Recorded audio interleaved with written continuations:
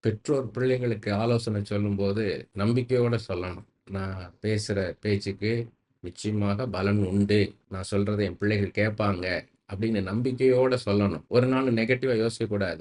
இவங்க எங்க என் பேச்ச கேட்க போறாங்க? இவங்க எங்க கீழ்ப்படிஞ்சு நடக்க போறாங்க? இவங்க எங்க திருந்த போறாங்கன்னு நினைக்கக்கூடாது. நிச்சயமாக நம்ம பேசுறதுக்கு பலன் உண்டு. அப்படி நம்பிக்கையோட அவங்களுக்கு ஆலோசனை சொல்லணும். ஒரு நாள் புத்திமதி சொல்லக்கூடாது. யாருமே அட்வைஸ் விரும்ப மாட்டாங்க. கவுன்சிலிங் வேற, அட்வைஸ் வேற. புத்திமதி வந்து நீ இப்படி இரு அப்படின்னு சொல்றது. ஆனா ஆலோசனை வந்து அவங்களுக்கு ஏற்ற அந்த சமயத்துக்கு ஏற்ற அந்த ஆலோசனை சொல்றது. அப்படி போல அந்த பிள்ளைகளுக்கு நம்ம ஆலோசனை சொல்லணும். நம்மளுடைய பங்கு ஒரு பங்கு தான். பிள்ளைகளுக்கு நம்ம ஆலோசனை சொல்றதுன்றது ஒரு பங்கு தான். ஆண்டவர் அந்த பிள்ளைகளோட பேசுவார். அந்த பிள்ளைகளை வந்து கேட்க வைப்பார். அதன்படி நடக்க வைப்பார். அதை உணர வைப்பார். நம்ம ஆண்டவர் மேல நம்பிக்கை வச்சு பிள்ளைகள்கிட்ட நம்ம ஆலோசனை சொல்லணும்.